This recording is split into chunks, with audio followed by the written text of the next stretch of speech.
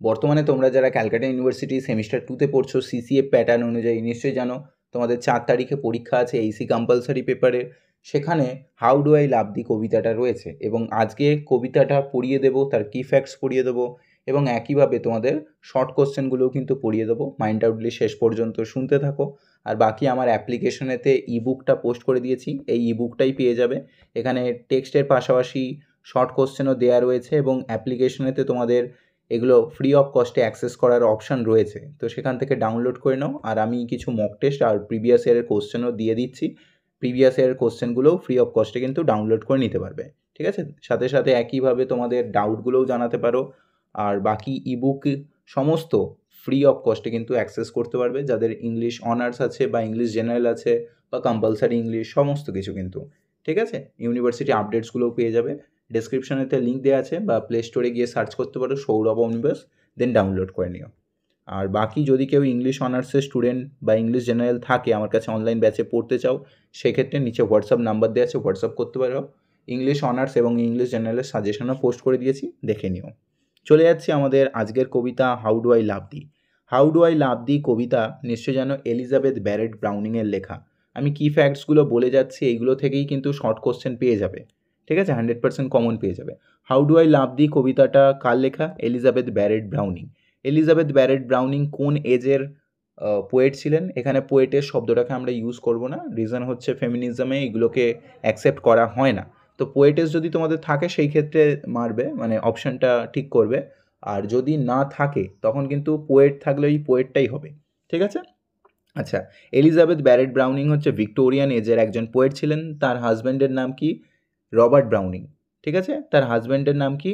Robert Browning ছিল। তো Robert Browning আর Elizabeth Barrett Browning দুজনেই কিন্তু পোয়েট ছিলেন। সেখানে এলিজাবেথ ব্যারেট ব্রাউনিংকে লেডি শেক্সপিয়ার বলা হতো, কেন শেক্সপিয়ারের সমতুল্য তিনি সনেট লিখতেন। এখানে হাউ ডু আই লাভ দি কবিতাটা 43তম সনেট ছিল, যেটা আমরা দেখতে পাই সনেটস ফ্রম পর্তুগিজেতে এই কালেকশনেতে কিন্তু প্রকাশিত হয়েছিল। কত সালে? 1850 কিন্তু প্রকাশিত হয়েছিল। এটা একটা পেত্রাকান সনেট। পেত্রাকান সনেট মানে কি?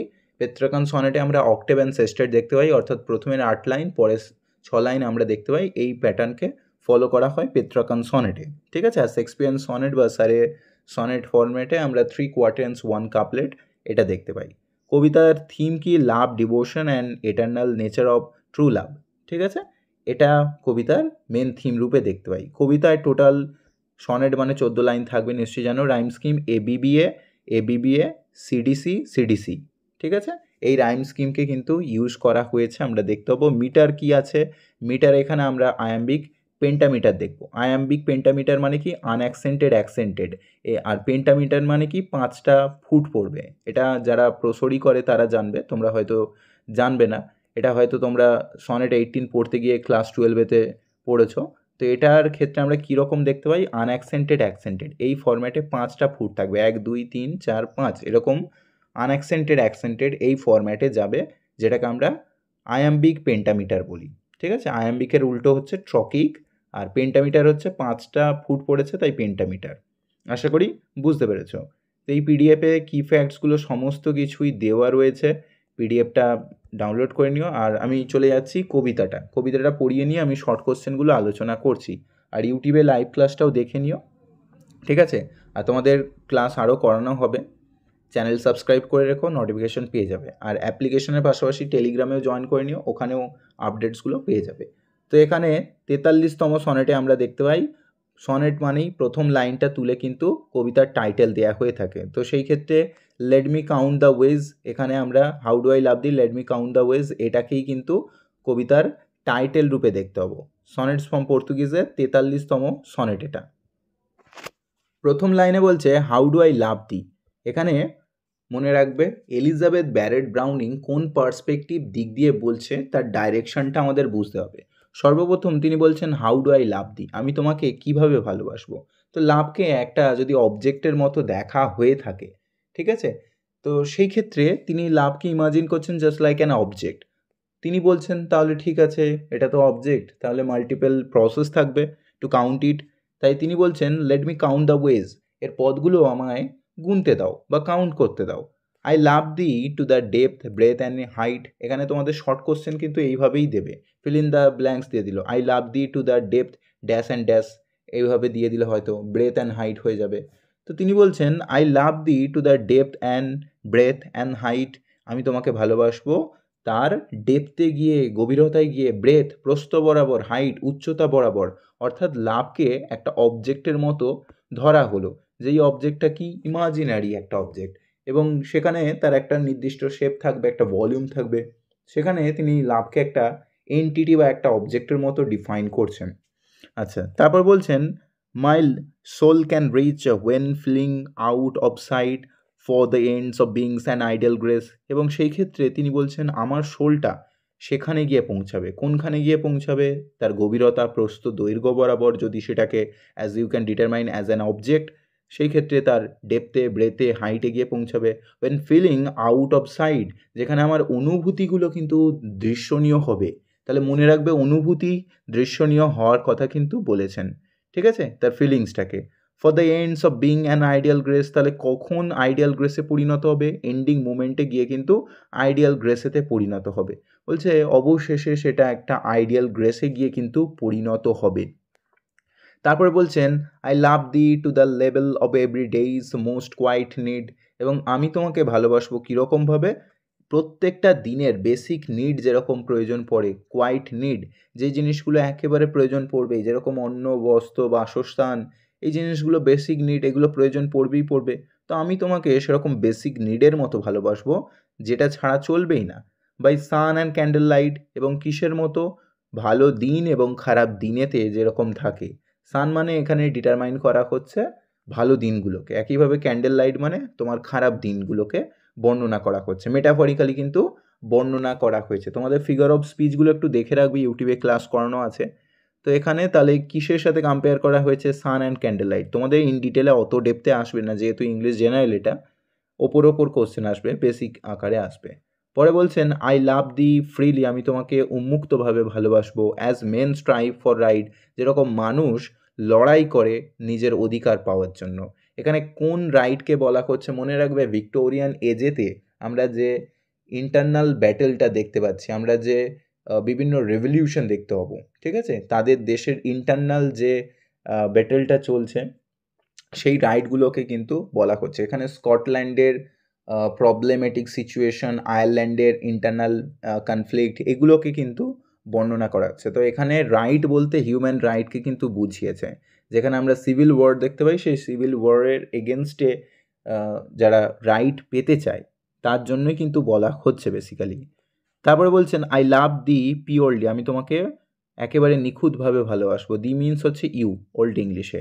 As they turn from praise, যারা মুগ্ধতা থেকে মুখ ঘুরিয়ে নেয়, তারা মানে এখানে টু আদার, এখানে আই অ্যান্ড আদার কনসেপ্টকে ডিনোট করা হচ্ছে। আই মিনস হচ্ছে আমি যাকে চিনি, আমি এবং তুমি, মানে পোয়েট এবং পোয়েটের বিলাভেডকে বলা হচ্ছেন। They means the other persons, যারা তাদেরকে ক্রিটিসাইজ করে, তাদেরকে আলাদাভাবে ট্রিট করে, they are also included in the word, ঠিক আছে। তো তারা মুগ্ধতা থেকে মুখ ঘুরিয়ে রেখেছিল। I love thee with the passions put to use in my old griefs and with my childhood faith, এবং এই ক্ষেত্রে আমি তোমাকে ভালোবাসবো কীরকমভাবে? আমার প্যাশন দিয়ে। আমি যেরকম প্রতিদিনের যেরকম নিত্য প্রয়োজনীয় দিনগুলোকে আমি যেরকম গ্র্যাব করে রাখি, সেরকমভাবে আমি তোমাকে প্যাশনেটলি এতটা ব্যবহার করব বা ভালোবাসবো। Put to use in my old grieve, আমি আমার পুরনো জিনিসপত্রগুলো যেরকম আঁকড়ে ধরে রাখি, সেরকমভাবে আমি তোমায় ভালোবাসবো। এবার পুরনো জিনিস আঁকড়ে ধরে রাখি মানে, দেখবে আমাদের কিছু জিনিস পুরনো হয়ে গেছে তবুও আমরা ছাড়তে পারি না। এখানে সেই পুরনো জিনিসগুলোর কথাই বলা হচ্ছে, যেগুলো আমাদের অভ্যাসের মধ্যে চলে এসেছে। তো তিনি বলছেন আমি তোমাকে ওই পুরনো অভ্যাসের মতোই ভালোবাসবো, যেগুলোকে আমি ছাড়তে পারি না, ওল্ড গ্রিপের মতো আঁকড়ে ধরে রাখি, তাই না? দেখবে মিস্টার বিনে ছোটোবেলায় দেখতে হবে যে মিস্টার বিন ওই পুতুলটাকে নিয়েও কিন্তু এখনও খেলা করছে। সেটা তো ছোটোবেলার, এখন বড় হয়ে গিয়েও সে কিন্তু ওটাকে ছাড়তে পারে না। এই যে স্মৃতিগুলো, সেটাকেই বলা হচ্ছে। উইথ মাই চাইল্ডহুড ফেথ, পরের লাইনেই বলেছে যে ছোটোবেলার আস্থা নিয়েই। ছোটোবেলা মানে কি? ইনোসেন্স, আস্থা। ছোটোবেলায় আমরা বড়োদেরকে গভীরভাবে আস্থা রাখতাম, যে সেটা বলেছে মানে আনবেই, সেটা বলেছে মানে করবেই, এই যে ভাবনা চিন্তা, ছোটোবেলায় ইনোসেন্স মেন্টালিটি নিয়ে সেটাকে বলা হচ্ছে। তাহলে short question fill in the blanks দিতে পারে তাহলে কি ধরনের ফেথ ছিল? চাইল্ডহুড ফেথ ছিল, মনে থাকে? চাইল্ডহুড, অ্যাডাল্টহুড এরকমভাবে দিয়ে দিতে পারে। I love thee with a love I seem to lose, এবং আমি সেই ক্ষেত্রে তোমাকে ভালোবাসবো এই ভেবে যে আমি সেটাকে যেন হারিয়ে ফেলছি, ফলে আমি সেটাকে কি করব? আঁকড়ে ধরে রাখার কথা ভাববো।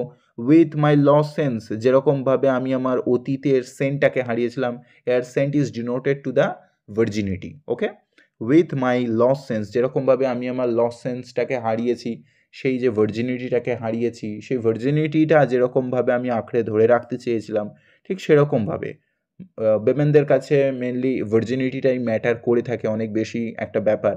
তো সেই ক্ষেত্রে তারা অবভিয়াসলি নিজেদেরকে টেক কেয়ার করে থাকে, এবং পোয়েট এখানে মানে এলিজাবেথ ব্যারেট ব্রাউনিং এখানে তিনি তাকে ওইভাবে গ্রিপ করে রাখতে চাইছেন, বিভিন্ন তিনি মেটাফর ইউজ করছেন। পরে বলছেন I love thee with the breath, আমি তোমাকে ভালোবাসবো শ্বাস প্রশ্বাসে, smile tears of all my life and if God choose I shall love thee love I shall but love thee better after death, এবং ঈশ্বর যদি চান আমি তোমাকে হাসিতে ভালোবাসবো, টিয়ার্সে, হাসি মানে ভালো দিনেতে, টিয়ার্স মানে চোখের জল দুঃখের দিনেতে, এবং আমার পুরো জীবন জুড়ে, এবং ঈশ্বর যদি চান তাহলে সেই ক্ষেত্রে আমি কিন্তু মৃত্যুর পরেও তোমাকে ভালোবাসবো। তাই বলছেন বেটার আফটার ডেথ। আশা করি বুঝতে পেরেছো। তো better after fill in the blanks দিয়ে দিল হয়তো, তাহলে কী হবে? বেটার আফটার ডেথ হবে, কিন্তু আশা করি বোঝা গেছে।